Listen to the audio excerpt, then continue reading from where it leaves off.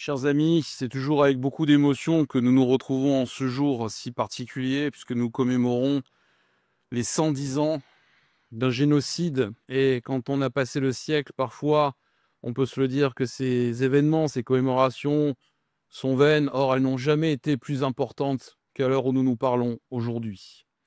Et je te remercie, ma chère Alexandra, madame la députée, pour ces paroles fortes que tu as prononcées, qui traduisent à quel point nous restons sensibilisés, l'État français reste prenant. Et toi aussi, mon cher Arménag et mon cher Jean, à quel point vous avez traduit les liens qui unissent la France et l'Arménie. Ce n'est pas seulement aujourd'hui se souvenir de ce que fut ce génocide. Ce n'est pas se rappeler ces marches dans les déserts, ces coups de poignard, ces viols, ces assassinats qui font que vos parents, vos aïeux ont souffert l'inimaginable. C'est ce peuple qui a bâti la première église de la chrétienté, il y a plus de 2 millénaires. Ce peuple qui a vécu sur ces terres, ce peuple qui les a fécondés. Vos familles en faisaient partie, ma famille en faisait partie. Et aujourd'hui, nous vivons loin, sur un autre rivage de la Méditerranée, dans ce pays qui est devenu le nôtre et que nous aimons. Et notre sang aujourd'hui, c'est la France. Et quand nous commémorons le souvenir du génocide, nous lançons aussi un cri d'alerte sur ce qui va arriver. Nous pensions que les génocides appartenaient au siècle dernier. Ce qu'il s'est passé il y a encore quelques mois nous rappelle à quel point le projet d'assassiner et de massacrer les chrétiens d'Orient est d'actualité. Et ne vous faites aucune illusion, mes amis, après les chrétiens d'Orient, ce sera le tour des chrétiens d'Occident. Car nous sommes face à une ombre ténébreuse qui ne s'arrêtera pas tant qu'elle n'aura pas été stoppée par la force. Aujourd'hui, les mots ne suffisent plus. Les mots, depuis un siècle, ont été la seule réponse apportée à ceux qui ont commis ce crime. Et il en est résulté qu'il a fait des émules.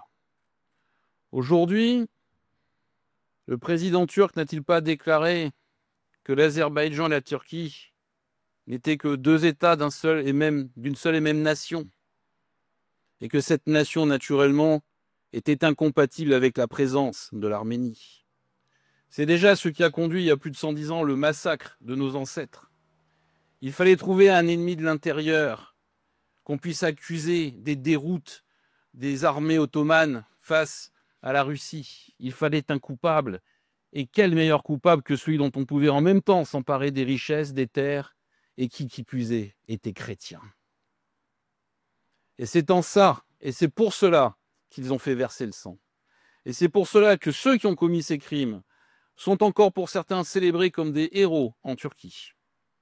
Et ne pensez pas que ces crimes se sont arrêtés avec la chute de l'Empire ottoman. Ce qui a conduit à leur réalisation, c'est propagé, c'est diffusé, et aujourd'hui frappe tout ce qui représente l'Occident sur ces terres.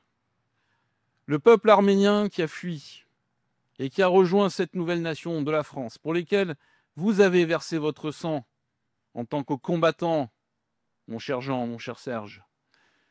Ces Arméniens qui ont participé au plus haut niveau de la France, dans ses arts, dans sa culture, qui sont au Panthéon, qui se sont battus pour elle, qui sont morts pour elle, puisse la France entendre leur cri d'alerte et votre cri. France, lève-toi, réveille-toi. À l'heure où la faiblesse et la lâcheté se sont diffusées jusqu'au plus haut niveau de l'État, à l'heure où ses propres dirigeants, ses propres gouvernants trahissent ce qu'a toujours été l'esprit de résistance de la France, cet esprit de se battre pour les vraies valeurs, cet esprit de se battre pour des convictions profondes qui ont fait de notre pays ce qu'il est aujourd'hui. Entends ce cri, 110 ans plus tard. Rappelle-toi qu'à l'heure des empires, à l'heure où seul le rapport de force impose sa vérité au monde, à l'heure où l'Empire ottoman veut renaître, à l'heure où l'on voit monter de partout sur la planète ses intentions de réhabiliter par la force ce qui avait été défait jadis par la liberté, rappelle-toi que seul le combat et le sens du sacrifice préserveront cette flamme précieuse de la liberté. Et c'est en cela, mes chers amis, que la commémoration du génocide arménien est une nécessité absolue. Elle est l'essence de cette flamme si faible, si précieuse et si fragile qui a animé nos âmes et qui fait que venus du monde entier, dans cette nation, nous ne sommes qu'un seul et même peuple. Nous sommes le peuple de France. Le peuple de France n'oublie pas. Le peuple de France ne pardonne pas. Et un jour viendra, soyez-en sûrs, où le peuple de France saura faire rendre compte aux responsables des atrocités commises et à leurs héritiers, car très bientôt, comme je vous le disais, ces atrocités viendront sur notre sol. Et je vous le dis, il est hors de question que ce qui s'est réalisé jadis puisse à nouveau se produire ici. Une fois suffit, une fois de trop. Aujourd'hui, l'heure n'est plus aux paroles, l'heure est au combat. Puissent ces paroles être entendues par ceux qui ont renoncé à tout par intérêt, facilité et le plus souvent par lâcheté. Peuple arménien, tu es fier, tu es droit, tu es debout. Peuple de France, tu es à ses côtés depuis toujours. Soyez sûrs et soyez certains que nous n'abandonnerons jamais la lutte. Vive l'Arménie, vive le peuple d'Arménie et vive la France grande et éternelle!